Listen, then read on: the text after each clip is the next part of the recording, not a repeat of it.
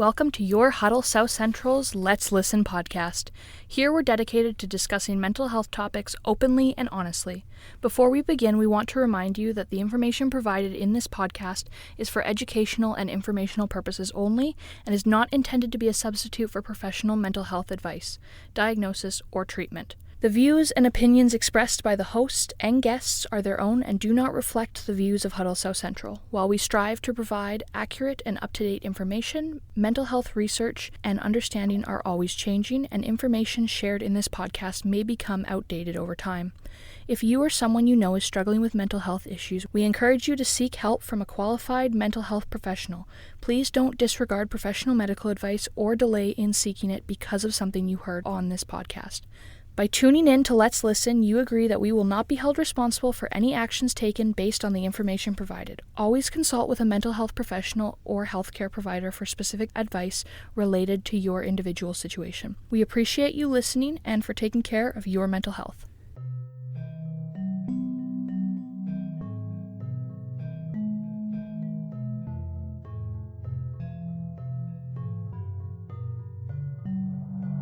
Hi folks, welcome back to Let's Listen, where you share the reviews of mental health with a little help from some folks who like to listen, that try to destigmatize mental illness. If you're willing, let's learn about their concerns. It's our turn to listen while they talk.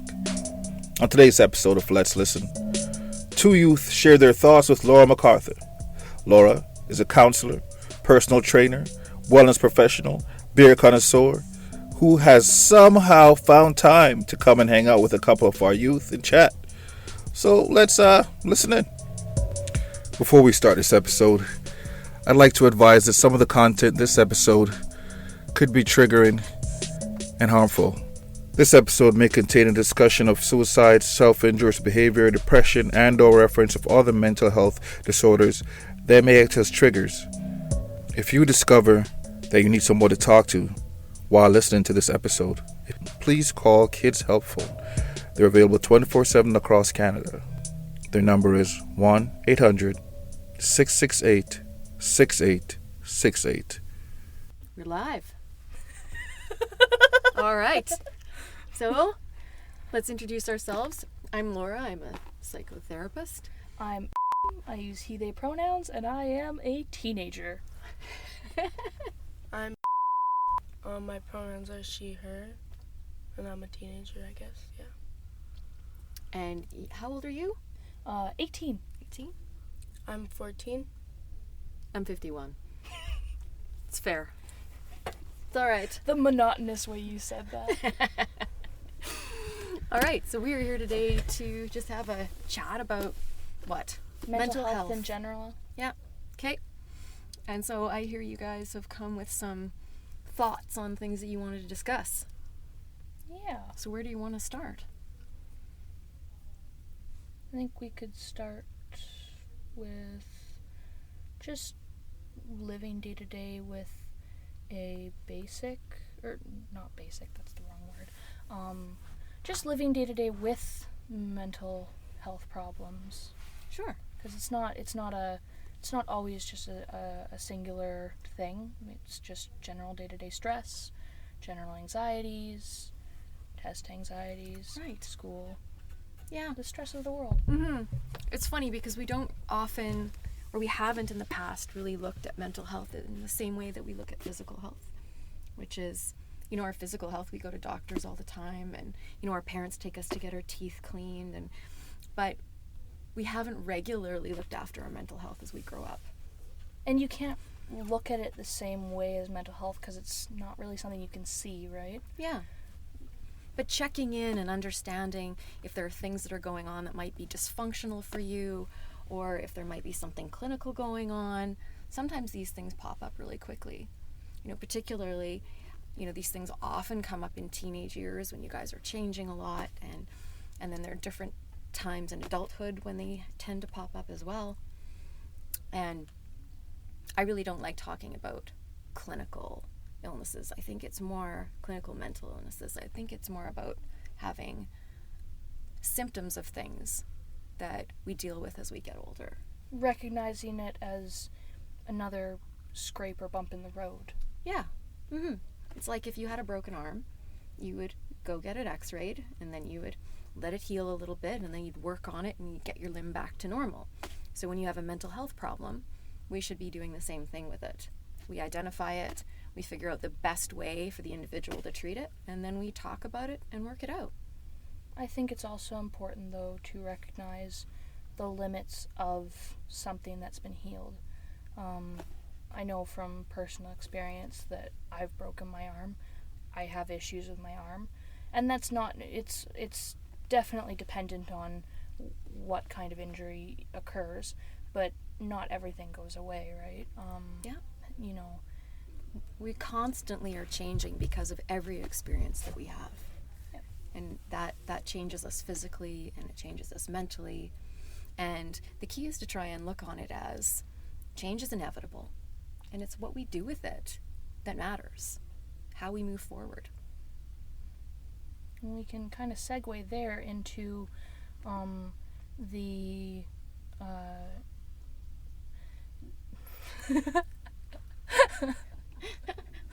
The teenage giggle.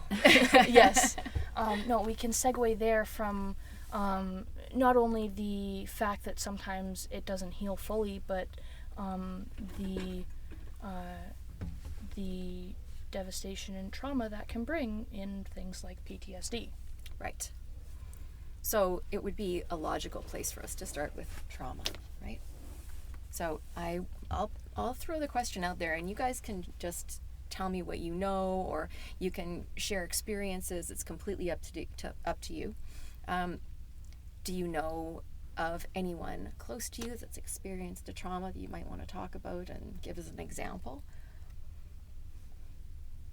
Or personal trauma? I don't have anyone in my life who has experienced anything super major, but I think a lot of us get our information nowadays from online. And that's where I see a lot of things is many creators nowadays are stepping forward and saying, you know, I have this disability or struggle in my life. Here's how I handle it in my day-to-day. Mm-hmm. Yep. How about you?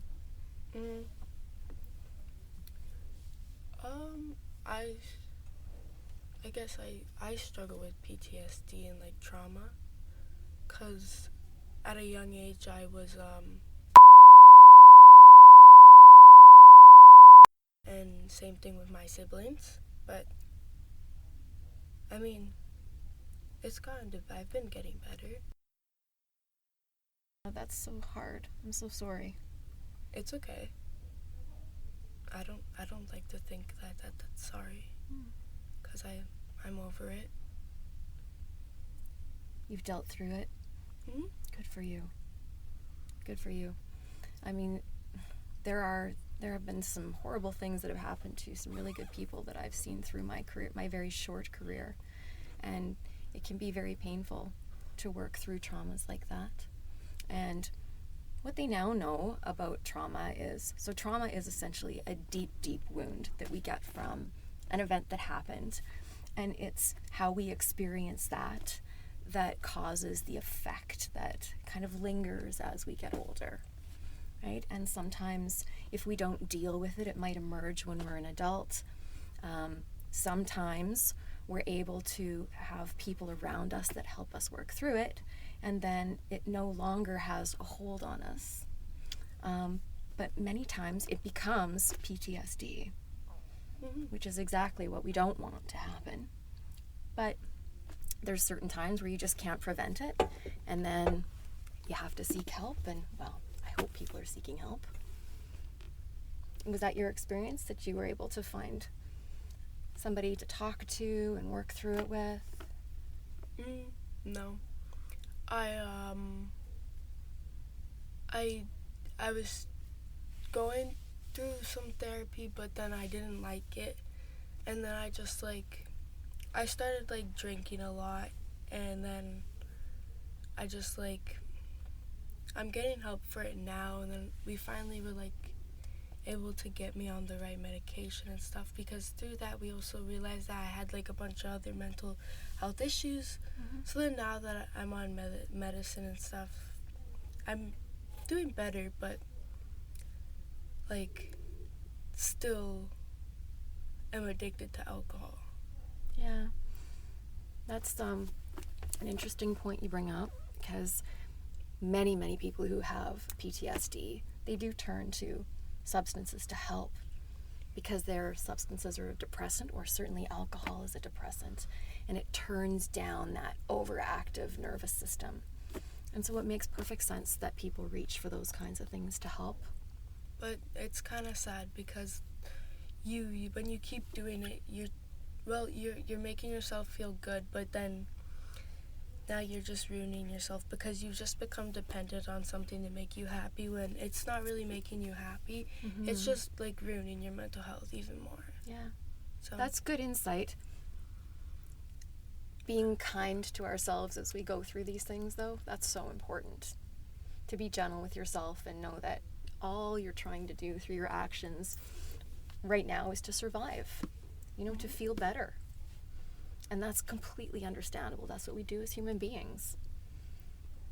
I think another issue is when concerning mental health in general, whereas if you have physical pain that could be attributed to a bad habit, it's more, not necessarily easier, but different to try and kick a physical bad habit like sucking your thumb.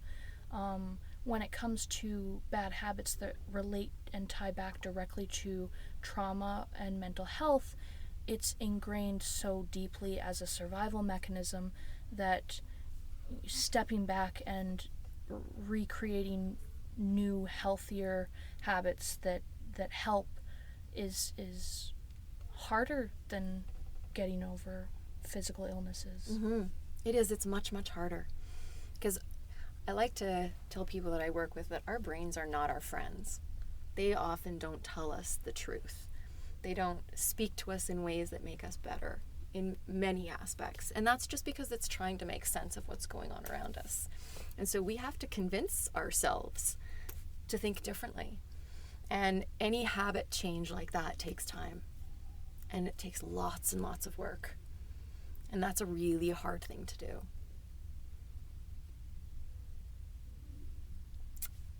So, where do we want to go from here? I was thinking, so when I was making my little list today about, I write lists, right? Symptoms of PTSD. And then I thought to myself, holy Dinah, that list is so long. And it kind of falls under one of the categories that we were going to talk about today, which is just sort of multiple diagnoses and multiple maybe symptoms of different types of illnesses. So if you guys look at this list here, these are all symptoms of PTSD. And so agitation, which is also a symptom of anxiety disorder or lots of personality disorders, nervousness, problems concentrating, that could be part of an ADHD diagnosis or an autism diagnosis, memory issues. I mean, depression, that is a diagnosis on its own, but it's also a symptom of PTSD. Would it be fair to say to an extent that PTSD is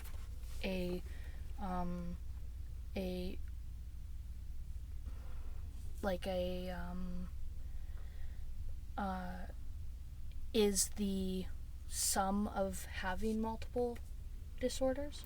Not necessarily, but in some cases. Yeah, I see what you're having saying. a panic disorder and other symptoms as they kind of cascade over that build to a diagnosis of PTSD. Absolutely. You can also develop PTSD and then the symptoms sort of magnify on their own to emerge as more anxiety related, more depression related. I think that's kind of what you were saying. Yeah. So it's the chicken or the egg, right? Which came first? And I guess it really depends on the situation. If you had anxiety and then you have a very serious traumatic event happen to you and it develops into PTSD, then you might have anxiety type PTSD symptoms. And at what point then do you say, okay, so what do we treat here? What are we treating? Do you treat the individual? At that point, it comes down to whether again, what came first, the chicken or the egg, the PTSD or the symptoms beforehand that are now magnified? Do you treat those individual symptoms, or do you treat the overlaying issue? Yeah. And I think that is based on the individual who is going through it. So what is bothering the person the most?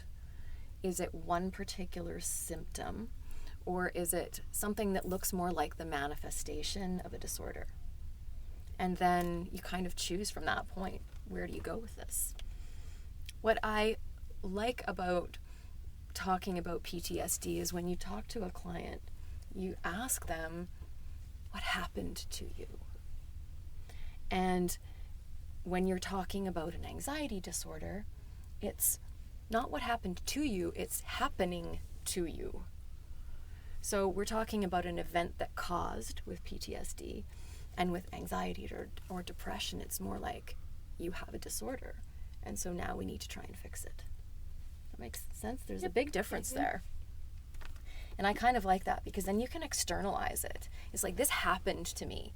It makes sense I am the way that I am right now because I had whatever trauma that happened. Kind of take it out and examine it from all angles. Yeah. And it gives yourself some control. It says, okay, well, this happened to me. I was helpless. The trauma happened. It changed who I am. And now I get to talk about it. You can compartmentalize without completely ignoring what you've compartmentalized. Mm-hmm. Yeah. So in that way, I think that talking about trauma can be very empowering for people.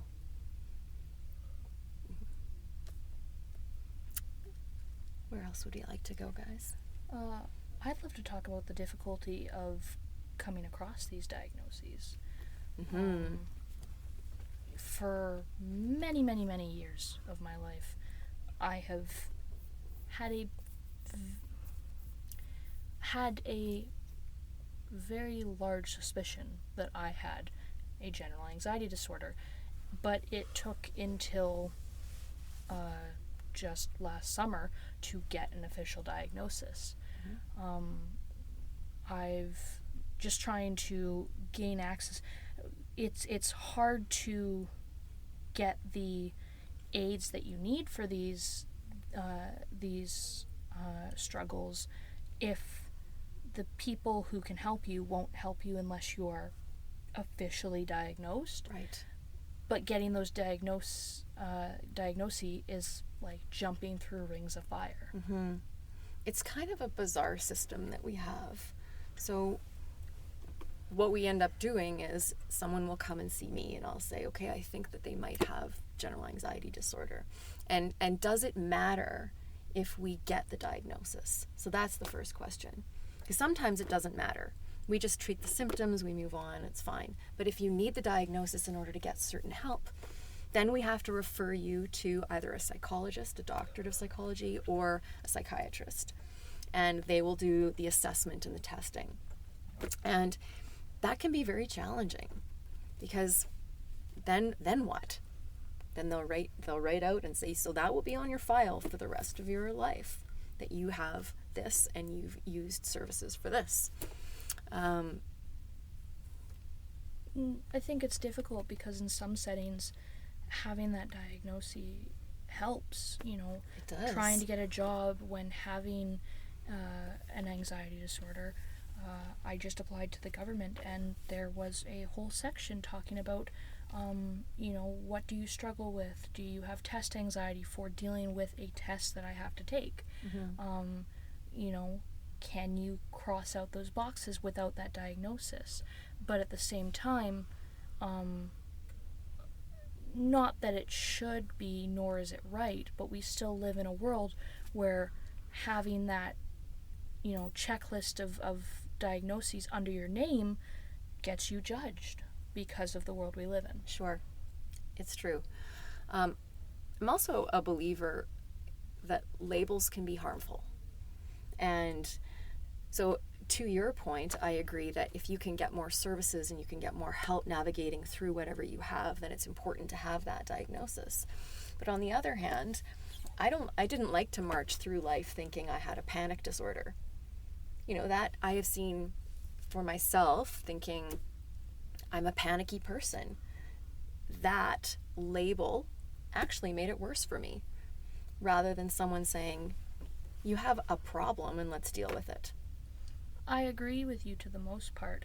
I think we need to find a balance where resources are accessible for the symptoms, not the diagnosis. Absolutely. If you have ADHD symptoms, then you should have access to resources to help that without having that guarded behind a label, because all of these are on a spectrum, right? Some people's autism or ADHD will look drastically different to someone else, for someone else. So having a test go through and one person gets the label and one person doesn't, well, now you have two people that both need the resources, but only one can get it because they passed a test that is not prepared for a spectrum. Yeah. I think what we're doing here is we're getting into a discussion about how we could probably better change our healthcare system, and that that's a topic for and another day. I think that's completely futile discussion, isn't it? I don't agree. No? Mm-mm. Oh, Because it's like you can't, because like anybody can just say they have symptoms of anything, and then they can classify as they have this and that, but you have to go for the diagnosis to actually know what you have, because it's not just a test. It's asking you about your day-to-day basic life, what struggles you have. Then it goes on from, like, if you still go to school, it'll go to your teachers. They get paperwork, and then they also have, so then they can get more like information about you from other people around you, and they can get that done, because it, like, everybody has a point where they have like different emotions, but it's like we can't just like say that we feel this way and then assume that we have this mental a mental disorder, and then just like take up like time for people that actually need it without getting like actually like tested for it, because it's just not fair for a lot of people, because then there are people that do really need the resources and stuff, but then there's people that they totally believe that they have it, and then they just like, it just makes them think that they really do have it, and then it takes up most resources. okay. I think I understand what you're saying. So, if I am understanding you correctly, does it mean that there are lots of people around who are saying that they have, for example, anxiety, but they don't actually have clinical anxiety? Is that what you mean? They think that they do, and then the more that they see on the internet, because like when you look up stuff, that's like, when you look up symptoms and stuff, that's like something like everybody really has, but you don't really actually know if you have that disorder. Right. So testing like from an actual psychiatrist or a doctor is the best thing, instead of like doing it online or anything. And just looking it up, your body just starts to think, that's what I have, so then it starts mimicking all the stuff that's on there. So then it just causes like, your body's basically just lying to you, so you really don't know what you have or what you don't have. Yeah. I think I am definitely on the same page as you, in the sense that I think people are using words to describe their struggles, which mimic those of serious disorders. And in that way, some people are saying, I have clinical anxiety. Really, what they have are symptoms which are similar to people who have clinical anxiety, but they don't have the pathology to be, say, referred to a psychologist. I think, though, that the discussion that everybody seems to be more aware now of symptoms and of mental health, and so everybody's talking about it. But it does kind of suck all the air out of the room when everybody says that they have something, you know, and they don't. Could say anything. You know, and I'm not saying not everybody has their own issues, because we all have mental health issues, but it takes the value out of actually having it in the sense, you know, if there are you know, in the market of purses or shoes or whatever, if you have a true pair that's very expensive and then you have 100 fakes, the fakes take the value down in the market. Right. And not to say that mental illnesses are something to be invested in as a money campaign or anything, but rather that the meaning behind a diagnosis is diluted behind the false positives. Yes. It comes to mind, we talk about this sort of amongst counselors, amongst ourselves. We talk about little t trauma and big T trauma.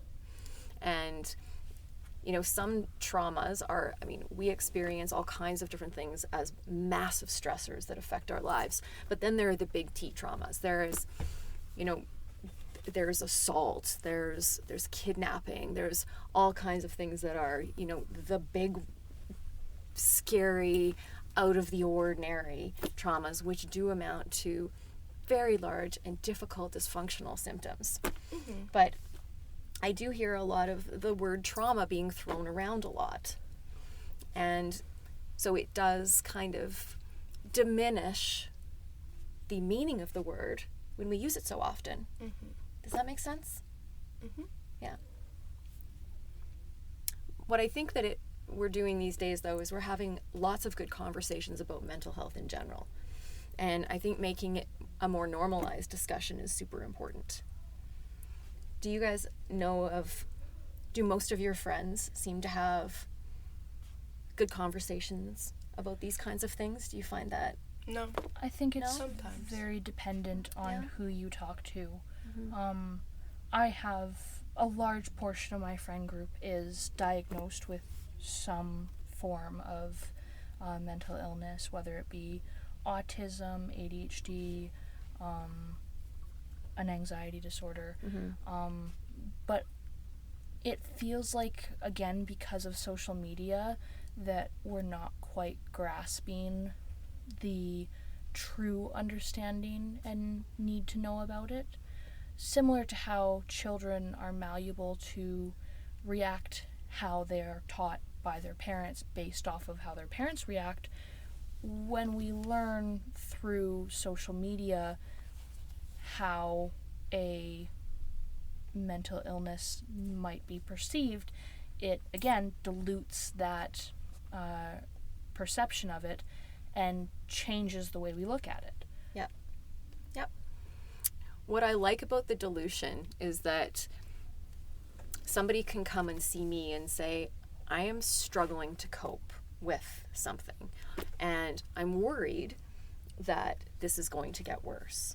So how can we make this better? How can we give you the skills to move through life feeling stronger and more resilient before it becomes something that is clinical in nature? And that's a great example of using the resources not as restorative care, but preventative care. Yeah. No different than, you know, going to the dentist to get a cleaning instead of just filling cavities, but rather preparing so that you're not stuck with the cavities to begin with. Yes. I think that's where the difficulty with the diagnosis is, if we come back to it for a moment on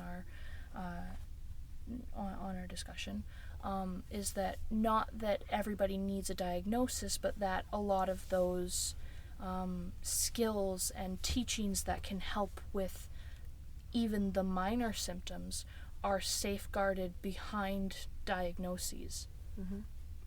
Yep. How are you feeling about this conversation now? Do you have friends that you chat with about mental health? Sometimes. Yeah. I certainly do find the younger generation, and of course I'm an old fart, that talk about it way more than my generation. We didn't talk about it at all. we just kind of struggled through it and hoped it would go away. And then we are all now Gen X finding help at this age. How about that judgment from older generations? I find it very difficult when talking to older ages who struggle or don't bother to try and understand what we say we're going through, because from past experiences they say that we should just suck it up like they did. As someone who's not of our generation, growing up, would it be fair to assume that you had similar issues as us, but less vocalized? Oh my goodness, yes. I had massive test anxiety when I was a kid, and I got up in front of a large group of people to do a little piano recital, and I completely forgot my piece. But I mean, like... And after that, I had this crazy panic disorder come in. I had to stay home from school for a whole week because I couldn't get out of bed. And I was... My parents took me to the doctor, and they said, oh, it's just stress, just give her time. I learned how to cope on my own, but it never went away until I truly confronted what it was and figured out that my body had an enormous reaction. And from then on out, every time I got nervous, I would start to shake like a leaf. I could hardly breathe. I wanted to hide. I would avoid the situation. I was completely incapacitated, and I had to deal with that. And we did not really talk about those things when I was growing up. So now that we do, I think it's brilliant, because we can get to people before it becomes habitual, before it becomes dysfunctional, before it changes the course of your life. Because back then, I couldn't even get up in front of a group and talk. Like, doing something like this would have horrified me so much I would have been completely incapacitated. And then I maybe wouldn't have done all of the things in my life that I've been able to do if I hadn't confronted it. So I think it's really important. And I think that the younger generation is doing a really good job of talking about these things. And the more we talk about it, the better. And people who say that we shouldn't, I think they might want to dig a little deeper into their own mental health. That's because they like, from now and from back then, it was, like, really hard for a lot of people. And it's true, because, like, they weren't really allowed to talk about a lot of things, so they had to kind of, like, suck it up. So, I mean, if that's just how you were taught, like, for basically your whole entire life, and then out of nowhere there's people just, like, basing off of different opinions, then you're just gonna be like, well, that's not how I was taught. And because they're older, they think that they're more intelligent, because they are older and they've gone through a lot, but they don't really understand what's happening, like, how to talk about it, because they weren't ever able to talk about it. Yeah. I think there's a sense of wisdom in having to have gone through it without help. People assume that amounts to wisdom. And I think, why on earth? I would have reached out for help if I could have back then. And why shame someone for wanting to? That's right. It's definitely a very different outlook nowadays from the courage versus shame of looking for help and seeking help. Mm-hmm. Humans have always been social creatures, and so it is slightly amusing to me that for a very long time it was seen as shameful or weak to require help, or feel that you have struggles that you cannot handle by yourself. Yeah. And so having the new generation look at that as a safe thing to do and a strength, it is groundbreaking. Yep. Which is what is going to bring us into the next era. It is groundbreaking, but it also brings us back to the fact that there aren't enough mental health professionals to help to get this all figured out. You know, we haven't yet reached that place where you can wander into a school counseling office and there are 4 or 5 people in there that are just ready to go. I don't know, like, I mean, like, there's a lot of talk about mental health, but, like, it's,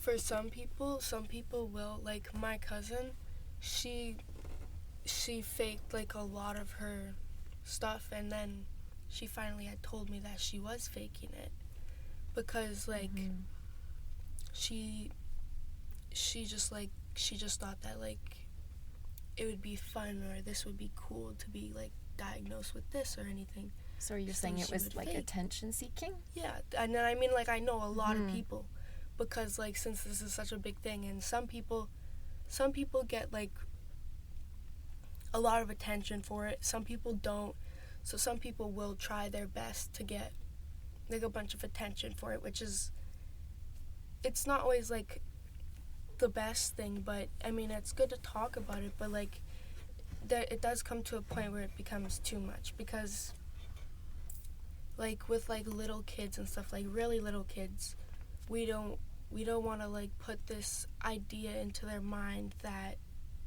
this is like something that is normal, like, we should, inevitable, like kind of like they feel that they need to, like, be that way, so then they're gonna try their hardest, and then all these symptoms and blah blah blah is just gonna keep coming to them, because that's like all they hear. That's most of the stuff that's on the internet, and, like, with a bunch of, like, celebrities and stuff coming out about that kind of stuff, I mean, you never know if it's fake, you never know if it's real, but as a little kid, you're hearing this and you're like, wow, my favorite person, like, I value this person so much, they have this, well, now I want to have it because they have it. And it's just, like, it's just too much on, like, a lot of things. Like, yeah. I hear you on that one. What about you? I think, especially when it comes to your point about attention seeking and desiring to be like others, that in itself is its own mental health struggle. That typically, correct me if I'm wrong, Laura, but that typically stems from a childhood with a lack of that attention. You know, searching for attention stems from somewhere in your life where you're not getting that attention. And so that in its own is another form of mental health that we have to address and you know, work around, but also learn to manage, right? Yeah. You could have grown up good too, but, like, you still want to have more attention. That's what's done, because so many people do pretend about a lot of stuff, and then all those, like, resources and stuff are, like, taken. And, like, especially when self-harm was a thing, there were people that would, like, I know a few people that on purposely did that because they wanted attention from everyone else, not because they had a lack of attention, just because they liked it. They wanted to just feel like they were so cool. And, like, I remember when I was struggling with, like, self-harm and stuff, there was a lot of people going, like, oh, well, like, you're being an attention seeker by showing it. And then I was just, like, thinking, like, maybe they're right, but I was like, if I'm comfortable with my own body and I don't care what everybody else thinks about my scars or my cuts, I was like, well, then I don't care. But, like, there is also a point where, like, some people really do a lot of stuff, and, like, they really do it for attention, and it's just, like, some people will really try hard to get that attention. Nothing could be wrong, they really want it, and that's just, like, because, like, anybody could really just say, like, like they have a little bit of more energy. They could say, oh, I have ADHD. Oh, like sometimes like they just finished watching a horror movie. I feel like someone's watching me. I think I have schizophrenia, or like blah blah blah. It's just like the most littlest things you'll just base off of what you see and what you hear on the internet. You're gonna think. Now your body is, like I was saying earlier, your body's just gonna keep going on with that. And like a bunch of people, like they do take things differently when some people like have different opinions, but it's like it's hard because we are in a generation where people really do lie and there's like horrible stuff going on. So like you never really know what's the truth and what's not the truth. Yeah. Like I could be sitting here right now and half of the things I said could be a lie, but nobody knows that. It's like there's like no way of actually knowing that unless you have the proof of it. So I think that because we all live so heavily online and on social media, and there's so much emphasis put on communicating in that way and getting likes and getting attention, that what we've got now are people who talk about mental illness because it gets them likes. And that is really unfortunate. There's a balance between knowing your own body and actually having expertise in the area. Yeah. People always talk about, you're not a doctor, but you do know your body best, because a doctor can't tell where the pain is unless you tell them. I think that again, your points kind of come back to attention seeking being its own mental struggle, and that all of this attention seeking that's come, especially since the social media era, has started to cloud the system, in that those attention seeking still need help, but the help they're seeking is the wrong kind. They need help managing the attention seeking, whereas what they're pretending is not what they need help with, but what others need help with that they're taking resources away from. Yeah, absolutely. I think we haven't really figured out yet just how difficult it has been on young people to have their identity defined by others looking at them online. I think that is something that there are going to be, and there probably are, therapists that deal mainly in that kind of those issues with self-esteem and self-actualization in the era of living online, because it really does mess with development and growth and interpersonal skills and self-confidence. And exactly what you're saying is people are trying to get likes, and they pick topics that are hot. Right now, mental illness is hot, so they're talking about it, trying to get more views on their page, or clicks, or whatever you guys call them. The difficulty, I think, though, is that social media, to an extent, is the fastest way we've ever been able to spread information, which, of course, has its difficulties in the sense of the clicking for likes and using mental illness as the hot new thing to talk about. But it also has its position as a way to inform people and help them. But it's a very difficult balance, and I don't think we've figured it out yet. Yeah, I agree with you. I would assume that both of you at some point have gone online and looked up something to do with mental illness. Am I right? Yes. And have you come across things that you looked at and went, is that right? Things that you thought you knew right away weren't true? Not in particular, but I think that's the issue with the media, is that false information is so easy to come by and easy to create. I was in a program a couple summers ago that was working on creating innovative new ideas using young intellectuals, and one of the many groups came up with a system to check if something was edited or a safe source, where they had an algorithm that scanned multiple pages that confirmed with exterior known physical copies of information to decide whether or not information was being falsified or whether it could be trusted to give you valid truths. But the difficulty in that is that everything is imperfect. You can't have a perfect system that does not make mistakes, because although an AI can follow an algorithm to a T and come out with a perfect response, there is always going to be some form of human intervention somewhere in the stages of that process that leave room for human error. There is a lot of room for us to go down a rabbit hole there. No. I touch on it as a light point to focus on the difficulty of finding true information. In general, but more so during this discussion, focused on mental health. I've seen there's many teachers nowadays will have you do assignments where you research and then post information online.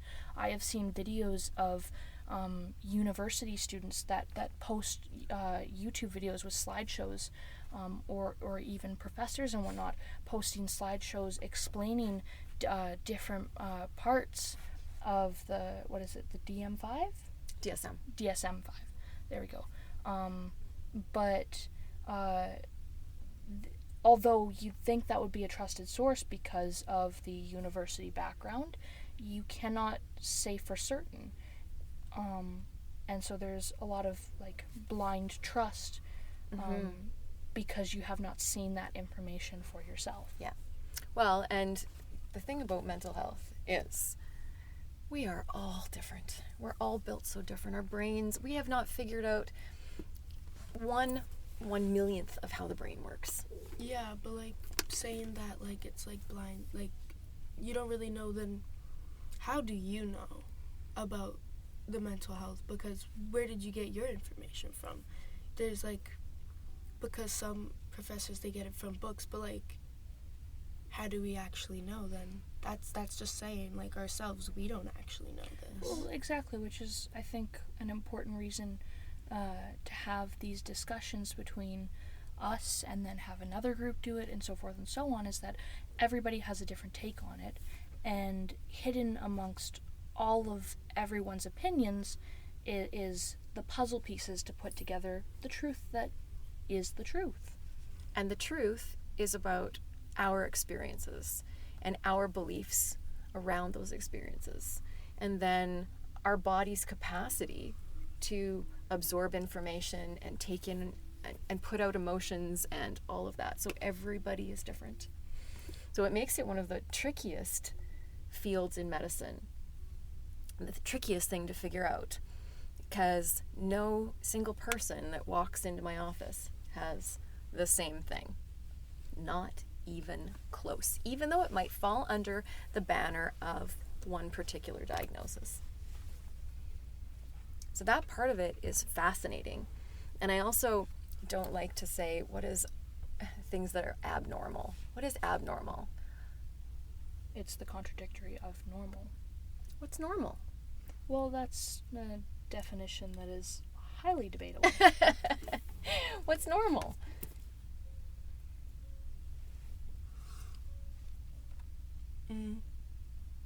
Well, it depends what type of normal we're talking about. Yeah, because there are different norms within cultures, within families, just for ourselves. For me, it's normal to be ... fill in the blank, but it might not be normal for you two. Well, and I think that's the key, is that normal is the average of statistical data, in the sense that,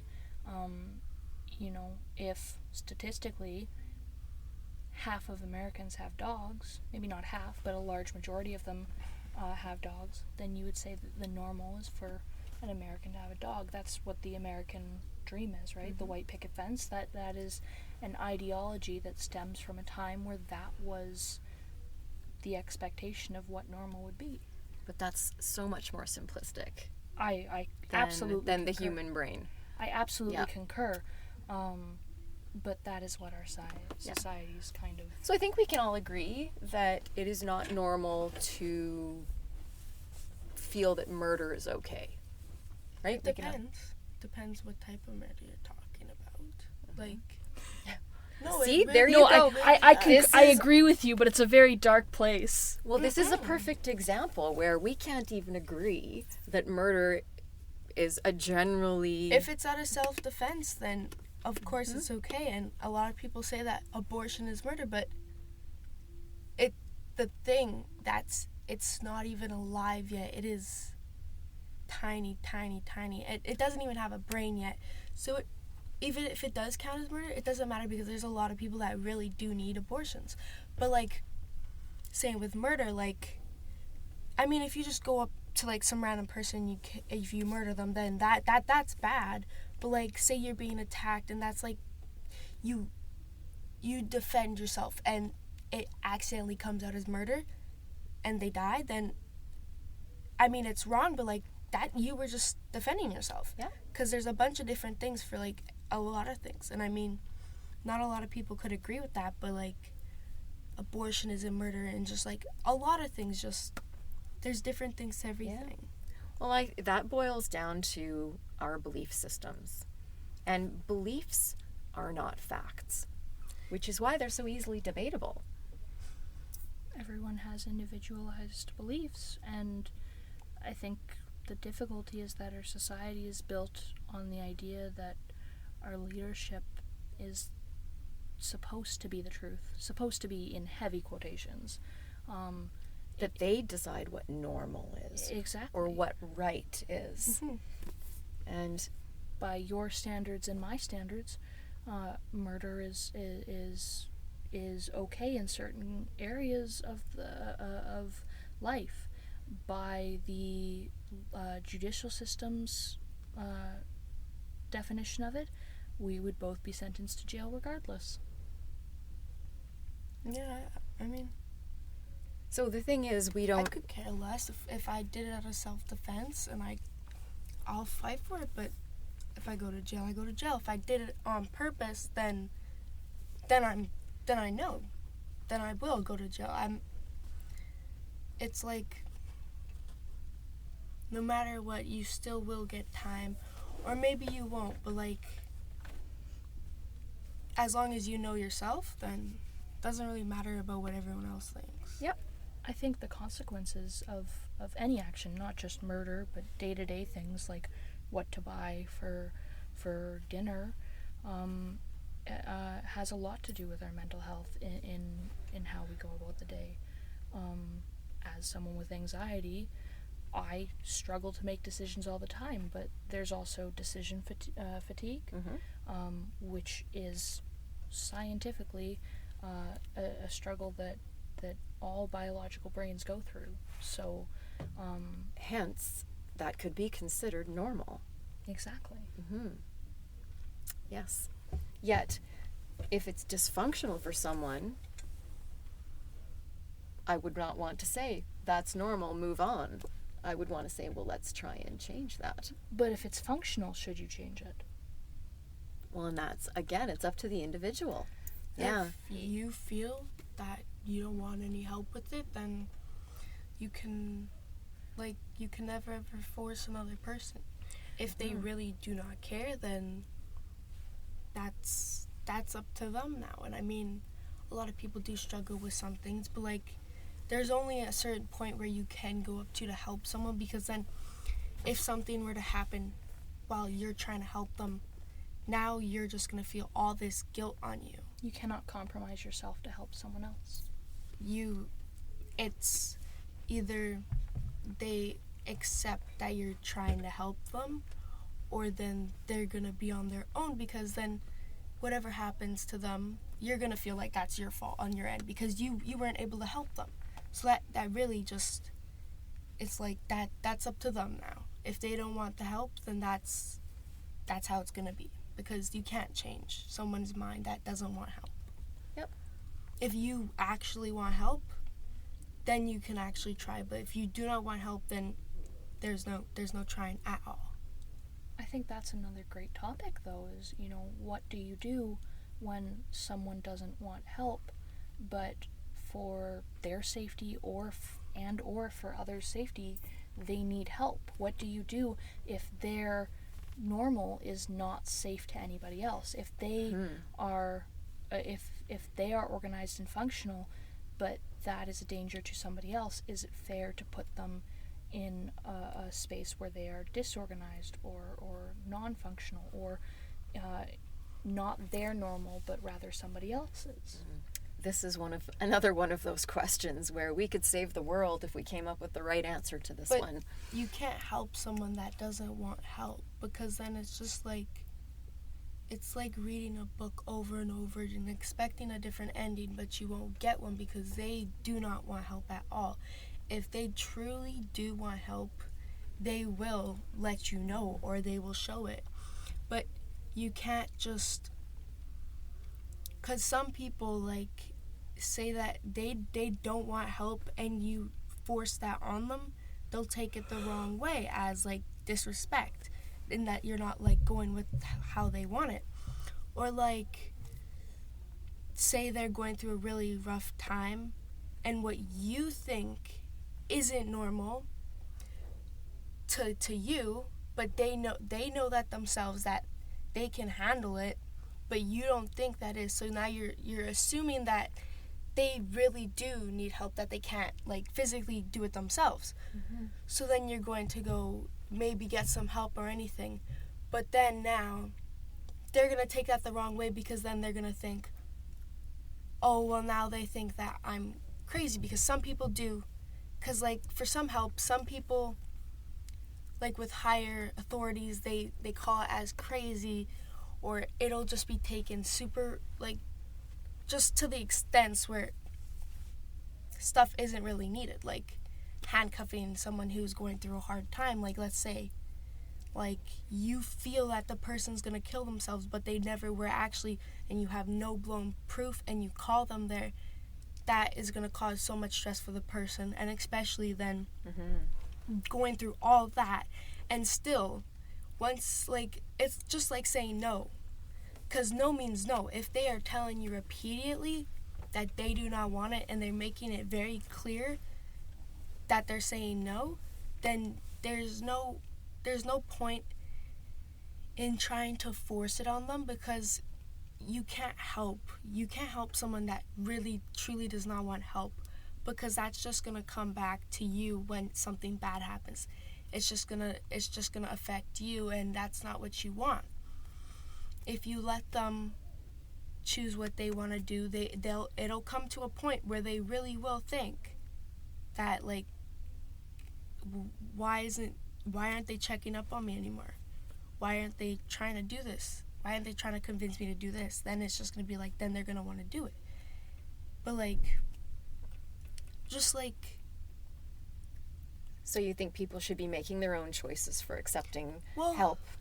I mean, yes, but like, it's really hard, because like, I know, like, from when I was upset, like, my mom, she would call the cops, and the cops wouldn't handle it very easily with me. When I was feeling suicidal, I never was going to kill myself. I just sat in my room very upset, and I did cut myself. But the cops, they handle that so horribly, because I remember on the way to the hospital, in the back of the cop car, the cops, they were just like, oh, she's just gonna, when we bring her there, she's just gonna run out, because like everybody has like a different thing. And plus, when something's just like called over and over and over on somebody, it's losing a bunch of trust for someone. So just to like ignore the word no is messed up, because I know there's like a lot of things like no means no. It's just like saying, like, you said no to somebody giving you a hug and they gave you a hug.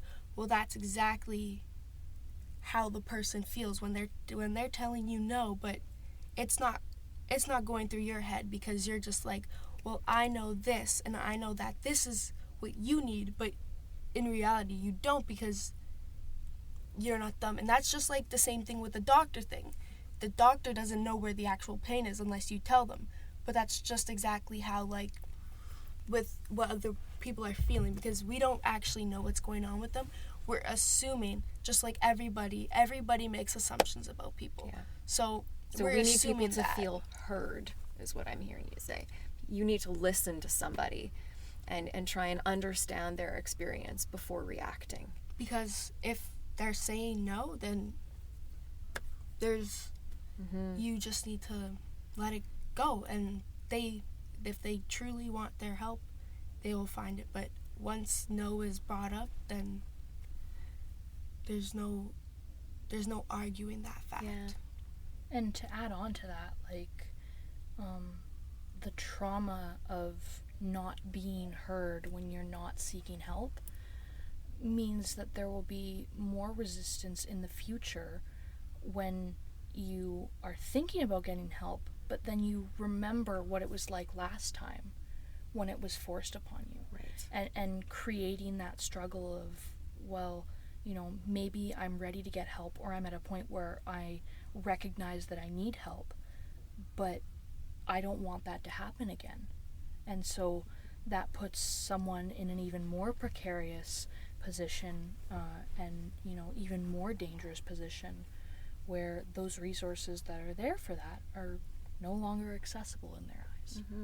What is your take on helping people who don't want to be helped? Like, if someone is a threat to themselves or someone else, how do you go about helping that person if they don't want that help? That's a really good question. I do not believe overall that we should force ourselves onto others and our beliefs and our opinions and our behaviors onto others. However, there's this very fine line to walk where, what if we are terrified that that person who is somebody we love might do something to themselves? And as a parent, for example, what do you do when you're terrified that your child might hurt themselves? I'm not a parent, so I can't step into the shoes of someone like that. But I do know that I've seen numerous parents have to make calls that made them very uncomfortable. And it wasn't necessarily the right call for their children. And I think having good communication between the parent and the kid is really important in situations like that. When we're talking about adults, there's all kinds of things that can happen. You know, schizophrenia is a very, very, it's a physical disease. Like, there are chemicals in the body that are not working properly, and people can harm themselves and harm others. And once they get on medication, can live a productive and relatively happy life. On the other hand, some of the medication given for schizophrenia makes people feel like they're not themselves. And so, as a society, we think that they should stay on it so that they can function, but then we're robbing them of the ability to feel normal. Again, how do you decide how to proceed as a society? Because we want to look after the individual, but we also need to look after our culture and those around that person. So every case is different. I can't say one way or the other. Do either of you think it's black and white? Or do you think there's some shades of gray in there? I just think that, like, for schizophrenia, like, a lot of different people do have schizophrenia, but it's not always the same. Exactly. And, I mean, a lot of people take it as, like, if you have schizophrenia, you're crazy, but not a lot of people are like that. Because, like, for a murder, the Crown will just rule it out as, well, you need to go to a psych ward, like, you're schizophrenic or whatever. They'll just blatantly throw that out. But, like, I know a few people, like, I know someone with schizophrenia, but they're not, like, it's not like what the internet portrays it as, because everything does come in different ways. That's Exactly. So that makes it really tricky. We can't say there's a hard and fast rule to deal with any one particular situation. I mean, like, for myself, I remember when I still don't, but, like, everybody, like, would force me to try and get help for a lot of things, and I hated it, because I didn't feel heard, because when I told them no, it wasn't being, like, listened to. So a lot of PTSD did come from that, because it was just simply no, but it wasn't being respected. And, like, I mean, I finally was able to get help, but in a different way than what some people think, that therapy or like this. But I got on medication, and I mean, that slowly started to help, but still, if I don't want something, then I will say it, because I want to feel heard, and I want my expression to feel honored. Because if I'm saying no, that's how it's gonna be. Because I don't, like, when I've like with my family, like, a lot of them make the wrong calls with me, and they just portray it as something else, when it's just like, just being heard. The word no means no.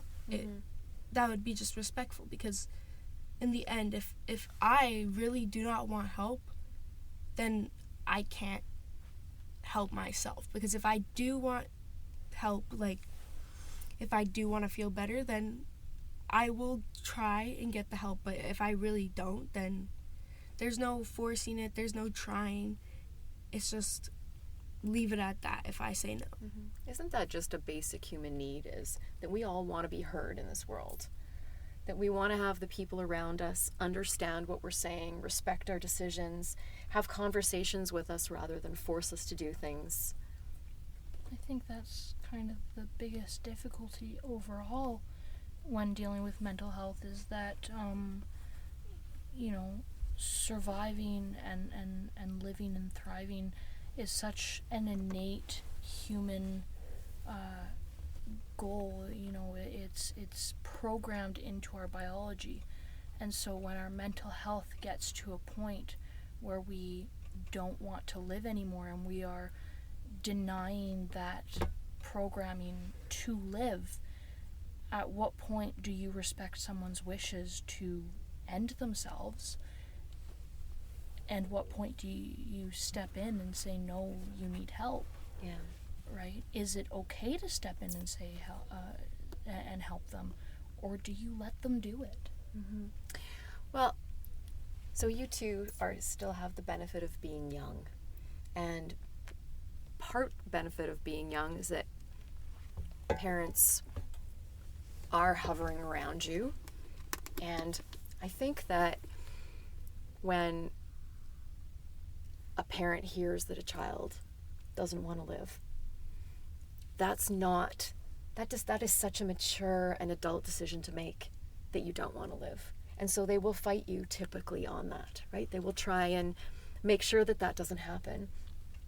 However, we do know that in adulthood, if somebody doesn't want to live, you can go to see a therapist and talk to them until you're blue in the face, and you still decide that this is not the place where you want to be.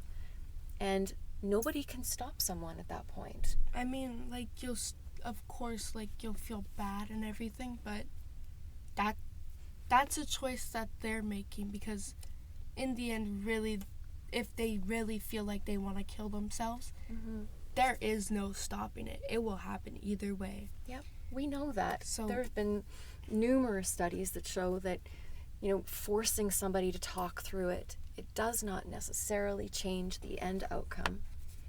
And we need to honor people's experience in this world, and not everybody thrives. And it's really sad to think that some people might do that to themselves, but to try and be empathetic and think, how horrible must it be for you in this world to choose that? Very sad. I don't like to talk about this too much. I don't think we should, because we're right at the end now, and then we don't want to escalate into a really sad conversation right at the very end. Well, I think a great conclusive statement is how difficult and individualized mental health is. You cannot define it and come up with a set of laws based off of one or a collection of sample cases, because every new case that you come across will be different. No matter how many studies we do that dictate a certain pattern of behavior, there's always going to be an outlier. You have to look at every new case as its own, and pretty much throw out everything you know based off of other cases because of how individualized they are. I agree with you. And I'd just like to say one last thing, that respecting other people's experiences in this world and not assuming that you know anything about them is so very important. And just like you said, you just want to be heard, and to be heard without somebody judging you, and to be heard through your own voice, through your own eyes. It's so very meaningful as a human, and it can help us thrive. Shall we end? Mm-hmm. Thank you so much for helping us. Thank you so much for coming. This was fun, guys. Okay, folks, did you hear all that? That was a lot. I'd like to thank our 2 youth that participated. I want to thank Laura Mcarthur for coming out and chatting with them, answering some of their questions, respecting their thoughts and feelings. Let's all try to listen more. This podcast is brought to you by Huddle South Central. We're here for youth. If you would like more information about Huddle, please go to huddlemanitoba.ca. Find the location nearest to you and give us a call.